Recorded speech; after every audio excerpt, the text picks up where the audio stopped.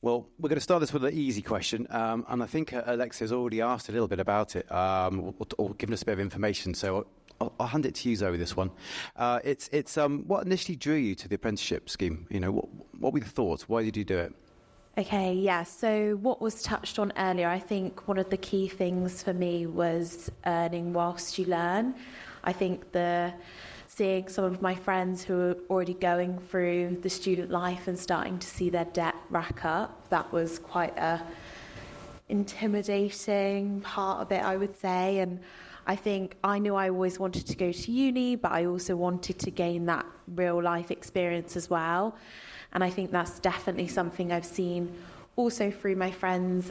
Basically, they're going to job interviews and they're saying, oh yeah, I have a degree, but I have zero experience. And then it's kind of pushed along. I don't know, Manny, if you feel the same. Well, I went to college, so they really pushed on and touched on apprenticeships. So I went to a Milton Keynes college, where it's the home of the Formula One, Red Bull. So they had a lot of Red Bull staff come over, talk about apprenticeships, and they tried to use like videos of Max Verstappen and Perez to persuade us. And they was like, whoa, I want to go work for Red Bull, I want to do a apprenticeship for Red Bull. So on that, I think for me, apprenticeships was always the way to go. And I think, especially from young, uni was forced on me, and I was pretty intimidated. So it was definitely apprenticeships where for me was personally the way to go. Which is really good, which it sort of segues nicely into like expectations. So what did you expect then? I'll go with you, Manny, now, because I gave you the first one, Zoe. So we know you expected something from an apprenticeship scheme, and how has it evolved over your 4 years? So you're now at the end of your scheme when you're ready to go on to active workforce. So what were your expectations, and how has that evolved over the time? So originally, working for Airbus, you think it's going to be super strict, it's going to be super formal, you can't be yourself, you feel like I have to act like someone who I'm not.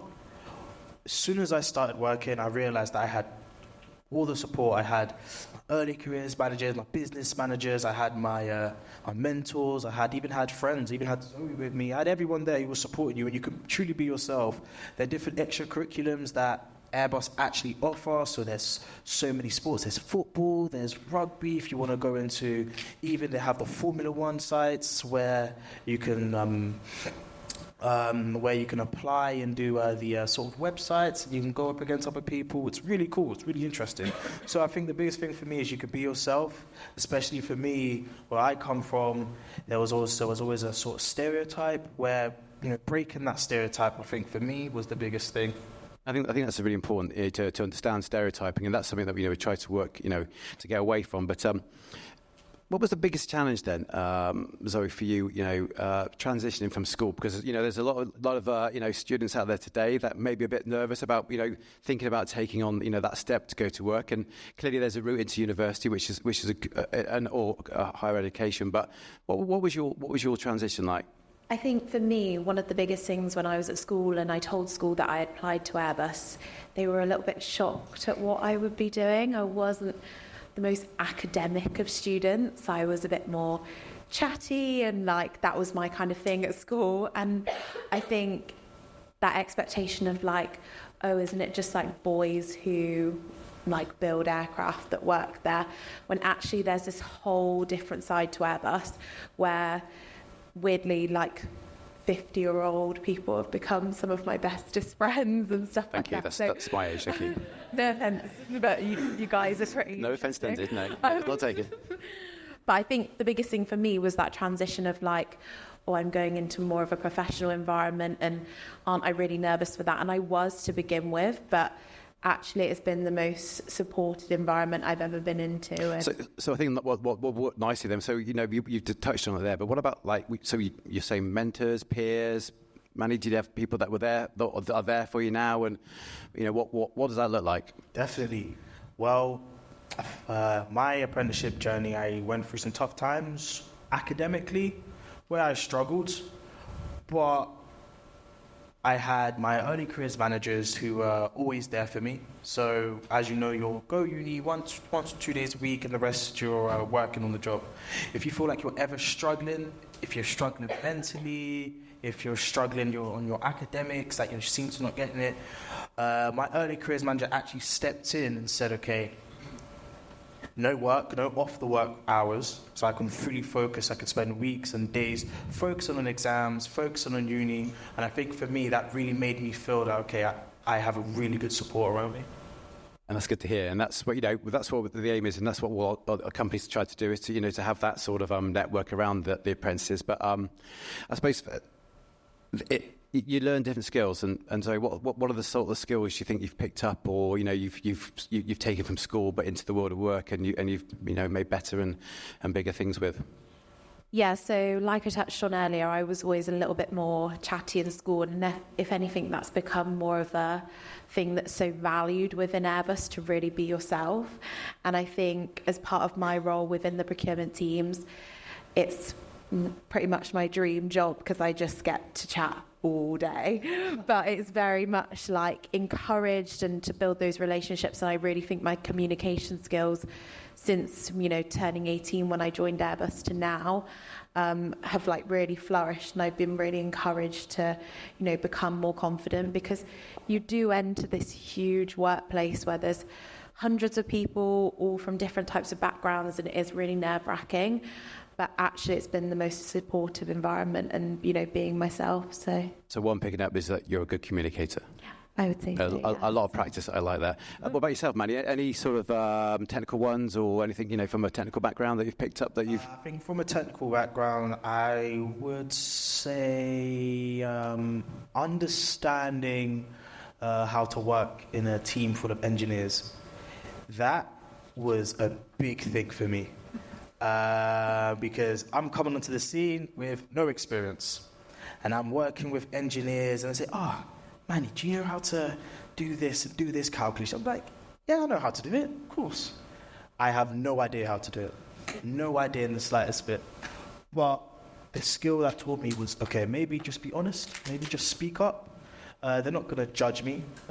It's better I speak up and just be honest instead of lie. And learning how to work in a team, in collaboration, improved my confidence overall. And that's great, because I think we got to we have to be able to fail sometimes, make mistakes. It's an important part of all of our experiences. And I clearly don't make any mistakes now, because I'm 50, aren't I? So I've done all mine. But any projects or anything, Zoe, that you've been on where you have made a bit of a mistake, and if you have, how did you try to resolve it? What sort of things did you try to do? Well, I'm very fortunate to have my HR manager sat with me. Okay, so it's all right, no worries. At the end of the panel, and Simon, I think you can probably emphasise on the point that I did have a little bit of a hiccup second year in uni, and I thought this was all going to end, and this was just going to, it would just go all wrong. But we really just took a step back, reevaluated the problem, and, we worked for it together as a team. And that was probably my biggest turning point, actually, that I went back into the office the following week and I said to you, that is never, ever going to happen again.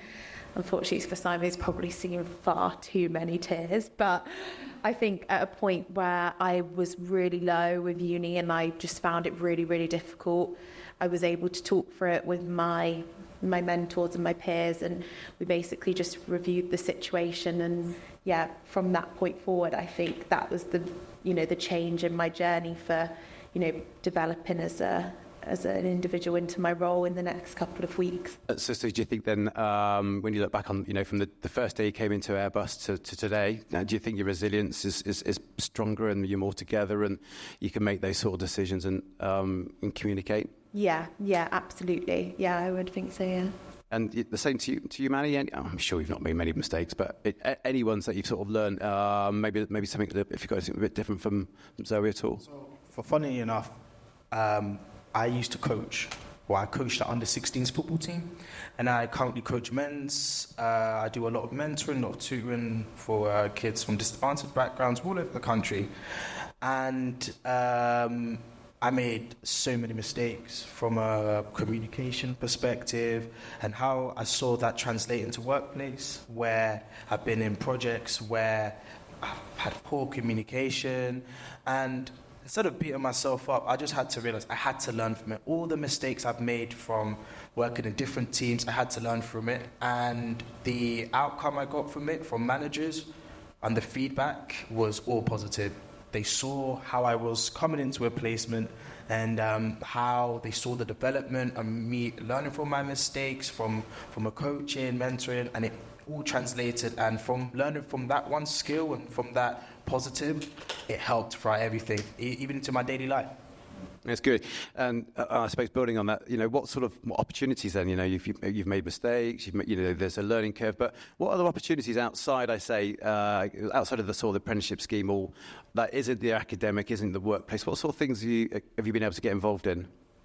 So, like I was saying, right now, for the last 2 years, I've been involved with a scheme called the Access Project, and the Access Project is targeting students from disadvantaged backgrounds all over the company to help them get into where they want to be, or sort of mentor them. So it could be apprenticeships, STEM, it could be universities, even though I'm trying to keep them informed about the opportunities of apprenticeships.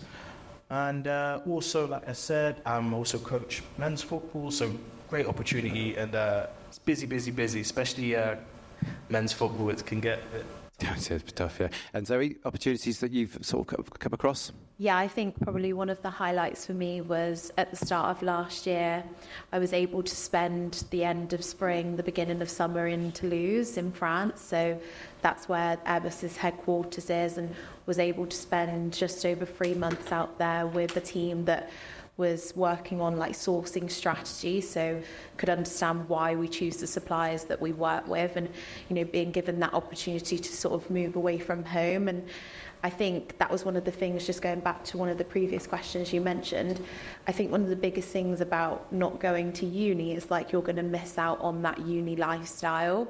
But if anything, I've been able to experience that and have that with that out of area placement to go and move to Toulouse, and there's plenty more opportunities like that. So being given the opportunity to do that was probably my highlight.